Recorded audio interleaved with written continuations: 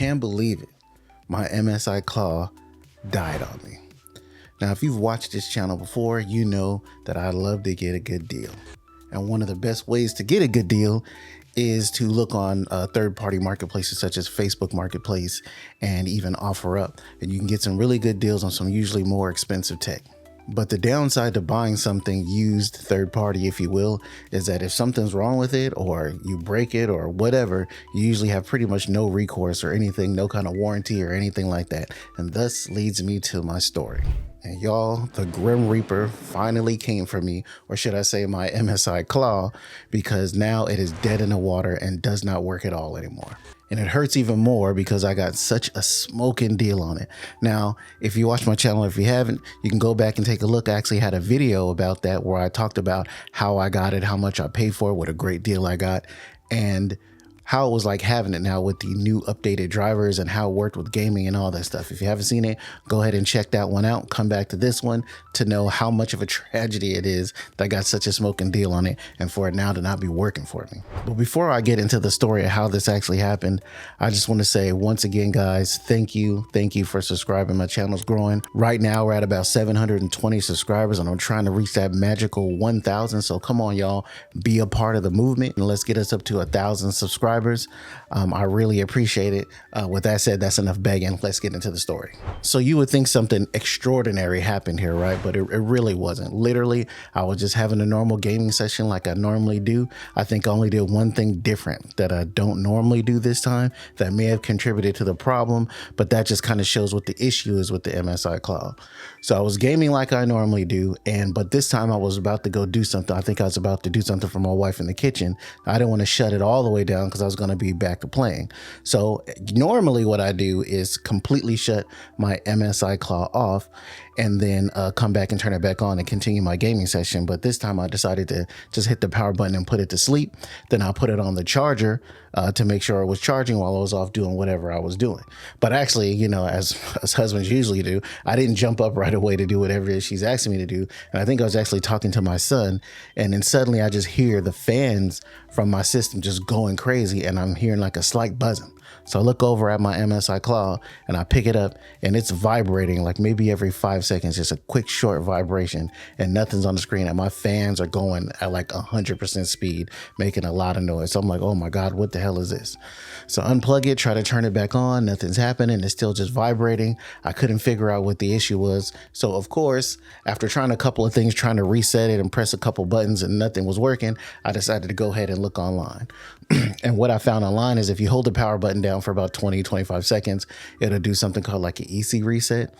I did that and it did finally stop vibrating. But now if I press a power button or anything, it will just vibrate once. No light if I was had to plug in anything. It was basically no signs of life. So of course I'm like, crap, let me look online to see if anybody else is having this problem. And of course there were quite a few other people having this problem. And the universal answer was just send it into MSI and let them deal with it. And yeah, so of course I decided to go online and look and see what the warranty was and if they were still even in warranty. And of course the warranty was up about 30 days prior to this happening. So I decided to contact MSI anyway with an RMA request. You know, what the heck, what maybe they'll actually help me out here. What their reply was, your name doesn't match the name that's registered. So could you send us your original purchase receipt? Damn. I had to reply, I'm not the original purchaser. It was used. I don't have the receipt. Is there anything else you can do for me? And basically they just said, you're SOL, too bad, so sad. Now, understandably, I was disappointed, and I could have gone further, maybe reach back out to them and say how much would it be for an out of warranty repair. But honestly, I just didn't think it was worth it, because best case scenario, we're looking at $100 to $200 for an out of warranty repair, which would now put me like past the I got a good deal phase on this, and I just didn't think it was worth it. So this is the downside to buying used. Like I said, now I paid for this item third party. I don't think, let me say that I don't think the original seller scammed me. The device was working just fine for 3 to 4 months with no issues, no problems. It just literally just died out of nowhere. So I don't think the person I bought it from used scammed me. And I just like a good deal. I've also been pretty lucky, I guess. I am pretty selective on what I buy from whom, but there's always a risk when you're buying something used.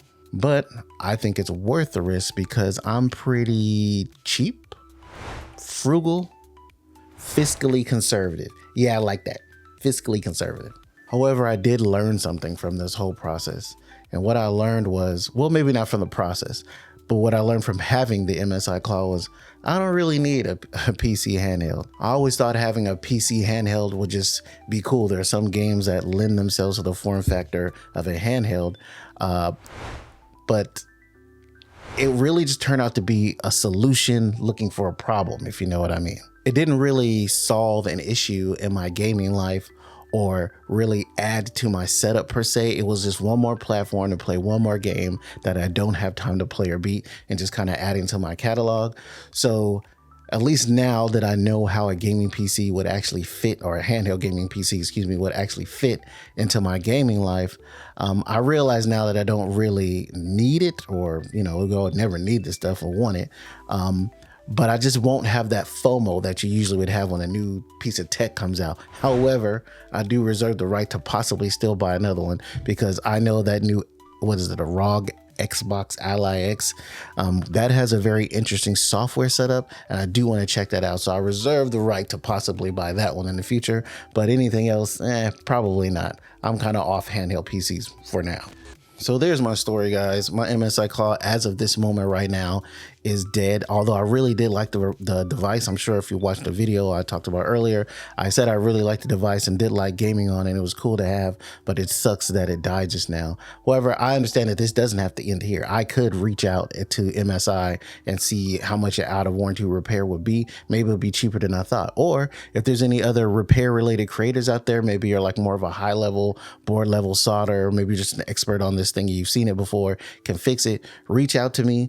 Maybe we can collab on some content, or if you're just a repair person, want to do somebody a solid, reach out to me. Maybe we can get this thing fixed. But for right now, my MSI Claw is dead, and I probably won't get another handheld PC except for maybe that ROG Ally X Xbox version. Once again, thanks to all who watch. L Double the Gamer, y'all. We out of here.